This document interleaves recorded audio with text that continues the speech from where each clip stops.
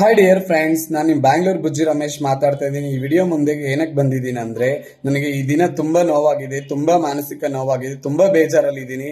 ಈ ಏತಕ್ಕಾಗಿ ನಾನು ಈ ತರ ಬೇಜಾರಲ್ಲಿ ಆಗಿದ್ದೀನಿ, ಈ ವಿಡಿಯೋ ಮಾಡ್ತಿದ್ದೀನಿ ಅಂದ್ರೆ, ಮಿಸ್ಟರ್ ಪ್ರಥಮ್ ನಿನ್ಗೆ ಹೇಳ್ತಾ ಇದ್ದೀನಿ ಈ ವಿಡಿಯೋ ಮುಂದೆ. ನಿನಗೆ ಎಸ್ ಸಿ ನನ್ನ ಮಕ್ಕಳು ಅಂತ ಕರೆದಿದೆಯಲ್ಲ, ನಿನ್ ಮಾನ ಮರದಿದೆಯಾ?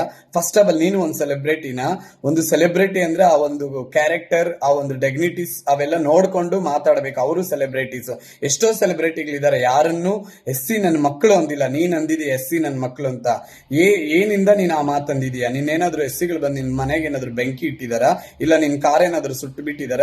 ಇಲ್ಲ ನಿನ್ಗೇನಾದ್ರು ಮಚ್ಚೆತ್ಕೊಂಡ್ ನಿನ್ ಕುತ್ತಿಗೆ ಮೇಲೆ ಏನಾದ್ರು ಇಟ್ಟಿದಾರ? ಆ ತರ ಏನಾದ್ರು ಇಟ್ಟಿದ್ರೆ ಒಂದು ಕಂಪ್ಲೇಂಟ್ ಮಾಡು. ಒಂದು ಕಾನೂನು ಇದೆ, ಆ ಕಾನೂನು ಕ್ರಮ ತಗೊಳುತ್ತೆ. ಯಾರೆಲ್ಲ ತೊಂದರೆ ಮಾಡಿದ್ರೆ, ಅದು ಎಸ್ ಸಿಗಳಾಗ್ಬೋದು, ಬೇರೆಯವರಾಗ್ಬೋದು, ಯಾರೆಲ್ಲ ತೊಂದರೆ ಮಾಡಿದ್ರೆ ಅವ್ರಿಗೆ ಕಾನೂನು ಅನ್ನೋದಿರುತ್ತೆ.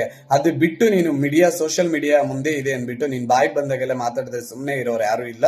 ಬಟ್ ಎಸ್ ಸಿ ನನ್ನ ಮಕ್ಕಳು ಒಂದಿದೆಯಾ, ದಯವಿಟ್ಟು ನೀನು, ನಾನು ದಯವಿಟ್ಟು ಅಂತ ಇದ್ದೀನಿ, ನಾನು ದಯವಿಟ್ಟು ಅನ್ಬಾರ್ದು. ಯಾಕಂದ್ರೆ ಅದು ಬಳಸ್ತಿದ್ದೀನಿ, ನಿನ್ಗೂ ನನ್ಗೂ ವ್ಯತ್ಯಾಸ ಇರಲ್ಲ. ಅದಕ್ಕೆ ನಾನು ದಯವಿಟ್ಟು ಅಂತ ಇದ್ದೀನಿ.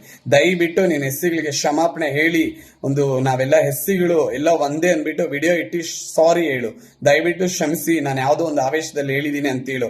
ಇಲ್ಲಾಂದ್ರೆ ನೀನ್ ಬಚಾವ್ ಆಗ್ತಿ. ಇಲ್ಲಾಂದ್ರೆ ಅವರು ಕೊಡೋ ಕೆಲ್ಸಕ್ಕೆ ನೀನು ಅನ್ಲಾಯಕ ಆಗಲ್ಲ. ಅರ್ಥ ಆಯ್ತಾ? ನಿನ್ ಕೊಬ್ಬು ಸರಿಯಾಗಿ ಇಳ್ದಿದೆ. ಈಗ ನೀನ್ ಅಂದಿರೋ ಮಾತೆ ನಿನಗೆ ಒಂದು ಕಾಲ ಒಂದು ಗುಣಪಾಠ ಕೊಡ್ತಿದೆ. ದೊಡ್ಡೋರು ಹೇಳಿದ್ದಾರೆ, ಕಾಲ ಯಾವತ್ತಿಗೂ ಆದ್ರೂ ನಿಯತ್ತಾಗೆ ಇರುತ್ತೆ. ನಾವು ನಿಯತ್ತಿರಬೇಕು, ನಾವು ನಿಯತ್ ತಪ್ಪಿದ್ರೆ ತೋರ್ಸತ್ತೆ ಅಂತ ಕಾಲ ಹೇಳುತ್ತೆ. ಆ ಕಾಲದಲ್ಲಿ ನಿಯತ್ತಿಲ್ಲ. ಆ ನಿಯತ್ ತೋರ್ಸೋ ವಿಧಾನ ಈ ತರ ಎಸ್ ಸಿ ನನ್ನ ಮಕ್ಕಳು ಅಂದಿರೋದೇ. ಆ ತಪ್ಪು ಪದನ್ನೇ ನಿನ್ಗೆ ಕಾಲ ಒಂದು ಪಾಠ ಕಲಿಸ್ತಿದೆ ಅಂತ ನಾನು ಅನ್ಕೊಂತ ಇದ್ದೀನಿ. ನಾನು ನಿಮ್ ಬ್ಯಾಂಗ್ಳೂರ್ ಬುಜ್ಜಿ ರಮೇಶ್ ಮಾತಾಡ್ತಾ ಇದ್ದೀನಿ.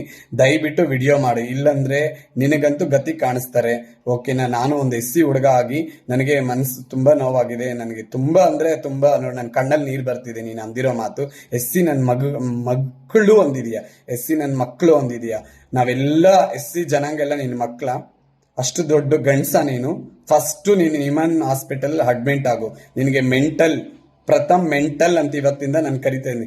ದಯವಿಟ್ಟು ಸೋಷಿಯಲ್ ಮೀಡಿಯಾ ಅವರೆಲ್ಲ ಪ್ರಥಮ್ ಅವ್ರಿಗೆ ಪ್ರಥಮ್ ಅಂತ ಕರಿಬೇಡಿ, ಮೆಂಟಲ್ ಪ್ರಥಮ್ ಅಂತ ಕರೀರಿ. ಇನ್ಮೇಲೆ ಮೆಂಟಲ್ ಅಂತ ಇಟ್ಕೊಳ್ಳಿ. ಯಾಕಂದ್ರೆ ಅವರು ಒಳ್ಳೆ ಎಜುಕೇಟ್ ಅಂತ ನಾನು ಇಷ್ಟು ದಿವಸದಿಂದ ಅನ್ಕೊಂಡಿದ್ದೆ. ಅವ್ರು ಎಜುಕೇಟ್ ಅಲ್ಲ. ಎಜುಕೇಟ್ ಆಗಿದ್ರೆ ಎಸ್ ಸಿ ನನ್ನ ಮಕ್ಕಳು ಅಂತ ಸೋಷಿಯಲ್ ಮೀಡಿಯಾ ಅಲ್ಲ ಅನ್ನಲ್ಲ.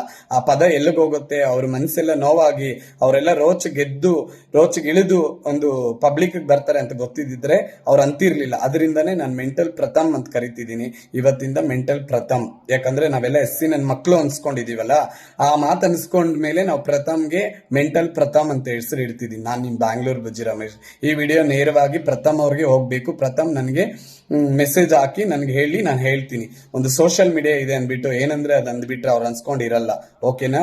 ನಾವು ಒಂದು ಎಜುಕೇಟ್ಸ್, ನಾವು ಸೊಸೈಟಿಯಲ್ಲಿ ಎಷ್ಟೋ ಉನ್ನತವಾಗಿ ಬದುಕ್ತಾ ಇದ್ವಿ ಎಸ್ ಸಿಗಳಾಗಿ. ನಾವು ಯಾರ ಜೋಲಿಗೂ ಹೋಗಲ್ಲ. ಏನಾದ್ರು ತಪ್ಪಿದ್ರೇನೆ ನಾವು ಈಚೆ ಬರ್ತೀವಿ. ಎಷ್ಟೋ ಜನ ಎಲ್ಲ ಏನೇನೋ ಮಾಡ್ತಿದ್ದಾರೆ. ಅವರೆಲ್ಲ ನಿನಗೆ ಸಾಚಾಗಳ? ಎಸ್ ಸಿಗಳು ಒಬ್ರೆ ಕಣ್ಣಗ್ ಬಿದ್ರ? ಫಸ್ಟ್ ಆಫ್ ಆಲ್ ಸಾರಿ ಹೇಳಿ ಪ್ರಥಮ್ ಅವರೇ. ನೋಡಿ, ನಮ್ ಗೌರವ ಕೊಡ್ತಿದೀವಿ ಪ್ರಥಮ್ ಅವರೇ. ಮೆಂಟಲ್ ಪ್ರಥಮ್ ಅವರೇ, ನೀನು ಮೆಂಟಲ್. ಬೇಗ ಹೋಗಿ ನಿಮ್ಮಾನ್ಸಲ ಅಡ್ಮಿಟ್ ಆಗು. ಓಕೆನಾ? Thank you so much. Have a nice day.